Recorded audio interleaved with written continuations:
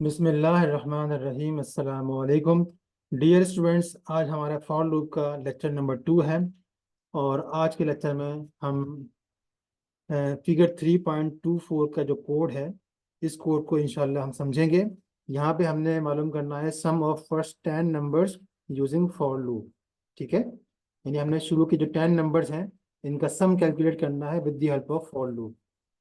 अब आप यहाँ देखें, ये शुरू के 10 नंबर्स हैं और इनको अगर हम आम मैथ के तरीके से अगर सम करना चाहें, इनको प्लस करना चाहें, तो इसका तरीका क्या होगा। एक बात तो आप जानते ही हैं कि आप एक ही वक्त में सारे के सारे 10 नंबर्स को एक साथ जमा कर ही नहीं सकते हैं। आप ज़्यादा से ज़्यादा एक वक्त में सिर्फ 2 नंबर ही प्लस कर सकते हैं। तो देखें, पहले मरहले पर 0 और 1 को प्लस किया गया है जिसका आंसर 1 आ गया है। तो पहले स्टेप में आपका सम जो है वो 1 है।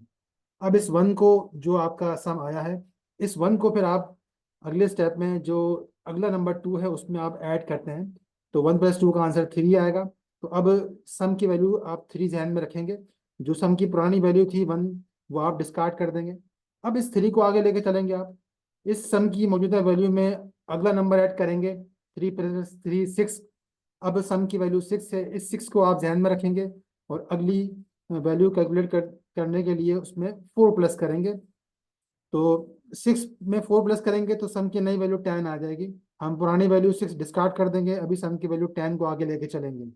नेक्स्ट नंबर 5 है, 10 में 5 जमा करेंगे 15, सम की नई वैल्यू 15। अगला नंबर 6, 15 + 6 21, सम की नई वैल्यू 21। फिर उसमें अगला नंबर ऐड करेंगे 7, 21 + 7 28, सम की नई वैल्यू 28। फिर उसमें नया नंबर ऐड करेंगे 8, 28 + 8 36, तो सम की नई वैल्यू 36। फिर 36 में 9 प्लस करेंगे तो 45 आंसर आएगा, सम की नई वैल्यू 45। और फिर आखिर में जब 10 जमा करेंगे 45 में तो इसका आंसर आ जाएगा 55। तो सम की जो फाइनल वैल्यू है वो 55 है। तो हमने जब स्टार्ट किया था तो सम के अंदर समझ लें 0 था, फिर हम सम में 1 लेकर आए, फिर 3 लेकर आए। हम सम को मुसलसल चेंज करते रहे यहाँ तक कि हम जो सम की फाइनल वैल्यू है वो 55 तक पहुंच गए। तो टेक्निकली इस चीज़ को हम बोलते हैं रनिंग टोटल। रनिंग टोटल का मतलब क्या है कि हम इस फाइनल टोटल तक जो है वो एकदम नहीं पहुंचे हैं। हमने जो शुरू के 10 नंबर्स हैं उनको हमने एक ही वक्त में जमा नहीं कर लिया है, बल्कि जो तरीका है वो यही है कि हमने एक वक्त में 2 नंबर्स को जमा किया और हम उन टोटल्स को लेकर आगे बढ़ते रहे यहाँ तक कि हम जो फाइनल टोटल है या फाइनल सम है वहां तक पहुंच गए। तो मैथ में हम जिस तरीके से 10 नंबर्स को जमा करते हैं, सेम उसी फैशन के अंदर हम अपने पाइथन प्रोग्राम के अंदर भी 10 नंबर को जमा करेंगे। अब आते हैं इस प्रोग्राम के फ्लो चार्ट के ऊपर। अब आप यहाँ देखें, फ्लो चार्ट के अंदर सबसे पहले सम की वैल्यू 0 लिखी हुई है। तो आप यहाँ देख सकते हैं कोड के अंदर कि लाइन नंबर 1 पे सम की वैल्यू 0 थी। अब उसके बाद यहाँ पर जो लूप स्टार्ट हो रहा है तो यहाँ पे कंडीशन लिखी हुई है। एक्चुअली ये कंडीशन नहीं है, ये एक सवाल है। Has I reached last item in the range 10, यानी आई जो वेरिएबल है वो रेंज 10 के आखिरी आइटम पे पहुंच गया है या नहीं पहुंचा है। अब जरा आप कोड देख लें, यहाँ पर हमने जो लूप में वेरिएबल इस्तेमाल किया ये वो ये आई है, उसी के बारे में पूछा जा रहा है। और हम पिछले लेक्चर में देख चुके हैं कि अगर हम रेंज का फंक्शन इस्तेमाल करेंगे विथ 10 पैरामीटर, तो इसका मतलब ये है कि रेंज का फंक्शन 10 नंबर्स जनरेट करेगा 0 से लेकर 9 तक। और वो नंबर्स बारी बारी स्टेप बाय स्टेप आई की वैल्यू बनेंगे या आई को असाइन होंगे। तो शुरू में आई की वैल्यू 0 होगी, फिर 1 होगी, फिर 2 होगी। तो इस तरीके से आई की वैल्यू इस रेंज के जब तक आखिरी आइटम तक नहीं पहुंचेगी ये लूप जो है वो मुसलसल चलता रहेगा। इसको हम लास्ट लेक्चर में देख चुके हैं। तो इसीलिए यहाँ पर इसी सवाल का जवाब पूछा जा रहा है कि जो आई है वो रेंज के आखिरी नंबर तक पहुंचा है या नहीं पहुंचा है। अगर नहीं पहुंचा है तो इसका मतलब ये है कि ये लूप चलेगा। तो अगर इस सवाल का जवाब फॉल्स है तो हम फिर इस तरफ फॉलो करेंगे। और यहाँ लिखा हुआ है sum equal to sum plus i plus 1, यानी कि आप देखें कि लूप की बॉडी में जो लिखा हुआ है sum equal to sum plus i plus 1, तो ये वाली लाइन जो है लाइन नंबर 3, ये लाइन एग्जीक्यूट होगी। अब जब ये लाइन एग्जीक्यूट हो जाएगी तो उसके बाद फिर दोबारा से उस सवाल का जवाब पूछा जा रहा है कि आई लास्ट आइटम पे रीच हो गया है। फॉर एग्जाम्पल अगर फर्स्ट टाइम लूप चल रहा होगा तो आई की वैल्यू 0 होगी। जब आई की वैल्यू 0 होगी तो उस वक्त अगली बार लूप चलने पर आई को 1 असाइन होगा। और आई अभी तक जो है वो लास्ट आइटम पे नहीं पहुंचा है, अभी भी इस सवाल का जवाब फॉल्स है। तो दोबारा से ये लूप चलेगा, दोबारा से sum equal to sum plus i plus 1 ये कैलकुलेट होगा और फिर यहाँ पे दोबारा आएगा। अभी आई को वैल्यू 2 मिलेगी और 2 क्योंकि लास्ट आइटम नहीं है तो ये फिर दोबारा से इस सवाल का जवाब फॉल्स होगा और ये फिर दोबारा से sum equal to sum plus i plus 1 को कैलकुलेट करेगा। तो ये जो साइकिल है ये साइकिल मुसलसल चलती रहेगी, ये लूप मुसलसल चलता रहेगा इसी तरीके से यहाँ तक के आई जो है वो रेंज के आखिरी आइटम पर पहुंच जाएगा। उस वक्त इस सवाल का जवाब फॉल्स हो जाएगा, हाँ सॉरी ट्रू हो जाएगा। अब ध्यान में रखें कि ये कोई कंडीशन नहीं है कि कंडीशन फॉल्स होने पे हम यहाँ पे आ रहे हैं, ट्रू होने पे यहाँ पे आ रहे हैं। इट इज़ नॉट कंडीशन, ये एक सवाल है जो मैंने फ्लो चार्ट को समझाने के लिए लिखा है। तो इस सवाल का जवाब यस आने का मतलब ये है कि आई जो है वो उस लूप की आखिरी आइटम तक पहुंच गया है उस रेंज के, और अब ये लूप होगा टर्मिनेट। तो उस सूरत में जो कंट्रोल है वो इस पाथ को फॉलो करेगा और यहाँ पे हमने सम को प्रिंट कर दिया है, जिस तरह से आप कोड में देख सकते हैं कि लाइन नंबर 4 पे सम को प्रिंट किया गया है। तो उम्मीद है कि ये फ्लो चार्ट आपको समझ में आ गया होगा। अब मैं इस कोड को पाइथन में आपको टाइप करके और चला कर दिखाऊंगा। मैं इसके लिए आज इस्तेमाल करूंगा पाइथन आइडियली। हम पाइथन आइडियली ओपन करते हैं और फाइल के मेनू में आके न्यू फाइल पे क्लिक करते हैं और मैं अपनी इस नई फाइल को प्रोग्राम्स के फोल्डर में सेव करूंगा। तो मैं फाइल पे क्लिक करता हूँ और सेव के बटन पे क्लिक करता हूँ और प्रोग्राम्स के फोल्डर में मैं इसको सेव करता हूँ और इसका नाम मैं रखता हूँ सम ऑफ 10 नंबर। ये मैंने इसका सूटेबल नाम रखा है। अब हम कोड टाइप करते हैं सम इक्वल टू 0 और उसके बाद फिर फॉर का लूप इस्तेमाल करेंगे। मैं जो है वो लाइन नंबर्स का ऑप्शन टिक कर देता हूँ। अब फॉर आई इन रेंज 10, उसके बाद फिर sum equal to sum plus उसके बाद आई प्लस 1 और उसके बाद लूप के बाहर प्रिंट कर देंगे सम ऑफ फर्स्ट 10 नंबर्स इज, और उसके बाद फिर सम की वैल्यू प्रिंट कर देंगे। इस प्रोग्राम को हम कंट्रोल एस से सेव करते हैं और F5 से इसको हम रन करते हैं। तो आप देख लें कि इसका आंसर आ गया है sum of first 10 numbers is 55। ये बिल्कुल करेक्ट आंसर आया है 55, जो हमने अभी स्लाइड में देखा भी था। अब इस प्रोग्राम को मैं with the help of debugger आपको चला कर दिखाऊंगा ताकि आप इसका कोड जो है वो अच्छी तरह समझ जाएं। और डिबगिंग किस तरह इस्तेमाल की जाती है ये हम अपनी पिछली वीडियो में देख चुके हैं। अगर आपने वो वीडियो देखी नहीं है तो मैं उसका लिंक डिस्क्रिप्शन में शेयर कर दूंगा, तो आप फिर डिबगिंग समझने के लिए उस वीडियो को देख लीजिएगा। तो डिबगर ऑन करने के लिए मैं डिबग के मेन्यू पे आता हूँ और डिबगर पे क्लिक करता हूँ और मैं सोर्स के बटन पे चेक बॉक्स पे क्लिक कर देता हूँ। अब मैं अपने कोड को इस डिबग मेन्यू की मदद से चलाऊंगा। तो मैं रन पे क्लिक करता हूँ। तो अब देखें ये कोड चल रहा है with the help of debug menu. अब आप देखें कि हमारे प्रोग्राम के अंदर इस वक्त पहली पहली लाइन इस वक्त हाईलाइट हुई है, यानी जब मैं इस स्टेप के बटन पे क्लिक करूंगा तो ये लाइन नंबर 1 एग्जीक्यूट होगी। तो मैं स्टेप के बटन पे क्लिक करता हूँ, लाइन नंबर 1 एग्जीक्यूट हो चुकी है और अब यहाँ देखें सम की वैल्यू इस वक्त 0 आपको दिखाई दे रही है। अब लाइन नंबर 2 एग्जीक्यूट होगी।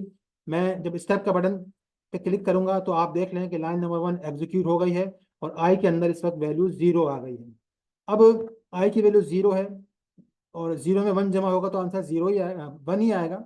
अब 1 जो आंसर है वो इस सम में जमा होगा और सम की वैल्यू इस वक्त 0 है, तो फिर दोबारा 0 में 1 जमा होगा तो आंसर 1 आएगा।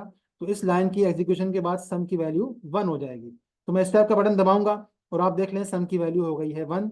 और क्योंकि ये लूप है इसलिए कंट्रोल आगे नहीं बढ़ा बल्कि दोबारा से लाइन नंबर 2 पे जंप कर गया है। अब रेंज जो है वो नेक्स्ट नंबर जनरेट करेगा 0 के बाद 1। तो अभी आई की वैल्यू 1 होगी जब मैं इस लाइन को एग्जीक्यूट करूंगा। मैंने स्टेप का बटन दबाया, ये लाइन एग्जीक्यूट हो गई है और आप देख लें कि आई की वैल्यू इस वक्त 1 हो गई है। अब 1 में 1 जमा होगा तो इसका आंसर आ जाएगा 2। अब वो 2 इस सम की वैल्यू में जमा होगा, सम की वैल्यू 1 है तो 1 में 2 जमा होगा तो इसका आंसर 3 आ जाएगा, तो सम की वैल्यू 3 बन जाएगी। तो मैं इस लाइन को जब स्टेप के बटन से एग्जीक्यूट करूंगा तो आप देख लें सम की वैल्यू इस वक्त 3 हो गई है। मैं आपको अपनी स्लाइड भी दिखा देता हूँ जहाँ पे आप लोग ये देख चुके हैं कि पहले स्टेप में सम की वैल्यू 1 हुई थी, अभी सम की वैल्यू 3 हो चुकी है। दोबारा हम कोड पे वापस पलटते हैं और मैं अपना जो डिबग कंट्रोल है वो भी ऑन कर लेता हूँ। अब मैं स्टेप का बटन दबाता हूँ तो अब आई में नेक्स्ट वैल्यू 2 आ चुकी है, ठीक है। क्योंकि रेंज ने नेक्स्ट नंबर 2 जनरेट किया था। अब 2 + 1 का आंसर 3 आएगा, और सम में इस वक्त 3 मौजूद है, तो 3 + 3 जो है वो 6। तो इस लाइन की एग्जीक्यूशन के बाद सम की वैल्यू 6 हो जाएगी। तो मैं स्टेप का बटन दबाऊंगा, तो आप देख लें सम की वैल्यू इस वक्त 6 हो चुकी है। आप यहाँ देख भी सकते हैं कि हम इस वक्त यहाँ इस वाले 6 तक पहुंच चुके हैं। अब मैं दोबारा से स्टेप का बटन दबाऊंगा, तो आई में नेक्स्ट वैल्यू जनरेट हो गया, ये जो कि इस वक्त 3 है। तो 3 में 1 जमा होगा तो आंसर 4 आएगा। तो अगला नंबर जो है वो 4 जनरेट हुआ है। अब ये वाला 4 इस सम 6 में जमा होगा। ठीक है, तो सम 6 में जब ये 4 जमा होगा तो सम की नई वैल्यू 10 हो जाएगी। देख लें सम की वैल्यू 10 हो गई है, यानी हमने ये वाली वैल्यू जो है वो अचीव कर ली है, 10 अचीव कर लिया है। अब स्टेप का बटन दबाएंगे तो रेंज एक नेक्स्ट नंबर जनरेट करेगा, आई की वैल्यू 4 होगी। तो 4 में 1 प्लस किया गया है यानी 5, ताकि हम अगला नंबर जो जमा करना है 10 में वो 5 जनरेट कर लें। ठीक है, तो अब 5 में जब 10 जमा होगा तो इसका आंसर 15 आएगा। तो मैं स्टेप का बटन दबाऊंगा तो देख लें सम में 15 आंसर आ गया है। और आप यहाँ देख लें कि हम यहाँ इस स्टेप तक पहुंच गए हैं, सम में 15 आंसर आ गया। अब लूप जो है वो मैं एक बार आपको और चला कर दिखाता हूँ। उम्मीद है कि अब आपको ये सारा जो लूप है और इसकी बॉडी है समझ में आ गई होगी, सारा मैकेनिज्म आपको क्लियर हो चुका होगा। लेकिन मैं एक बार और आपको चला कर दिखा देता हूँ। अब हम इस टाइप का बटन दबाएंगे तो रेंज एक नेक्स्ट नंबर जनरेट करेगा जो कि 5 है। अब i+1 यानी 5 + 1 का आंसर 6 आएगा, यानी हमने अभी नेक्स्ट नंबर 6 जनरेट कर लिया है, जिसमें हमने सम की मौजूदा वैल्यू 15 को प्लस करना है। तो अब 15 जब 6 में प्लस होगा तो इस लाइन की एग्जीक्यूशन के बाद सम की नई वैल्यू जो है वो हो जाएगी 21। देख लें सम की नई वैल्यू 21 हो गई है, और यहाँ आप स्लाइड में भी देख लें कि हम यहाँ 21 तक पहुँच गए हैं। तो उम्मीद है कि अब मुझे डिबग कर मजीद करने की ज़रूरत नहीं है।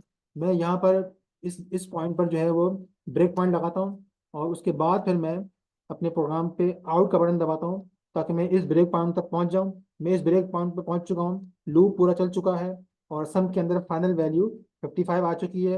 आप देख लें सम आई के अंदर 9 पड़ा हुआ है, जो कि इस रेंज का आखिरी आइटम था। और जब हम रेंज के आखिरी आइटम पे पहुंचे तो लूप टर्मिनेट हो गया, और हम लाइन नंबर 4 पे आ गए हैं। सम के अंदर 55 जो फाइनल आंसर था, जो आपको यहाँ दिखाई दे रहा था, फाइनल आंसर 55 वो सम के अंदर मौजूद है। तो अब मैं अपने डीबग कंट्रोल में जब इस लाइन को एग्जीक्यूट करूंगा, क्योंकि यहाँ प्रिंट का फंक्शन इस्तेमाल हो रहा है, तो मैं आपका बार ओवर का बटन दबाऊंगा ताकि वो फंक्शन कॉल के अंदर जंप ना कर जाए। तो मैं ओवर का बटन दबाता हूँ, और अब जो फाइनल आंसर है वो स्क्रीन पर आपको दिखाई देगा। मैं आपको आईडी शेल के अंदर दिखाता हूँ, यहाँ लिखा हुआ आ रहा है sum of first 10 numbers is 55।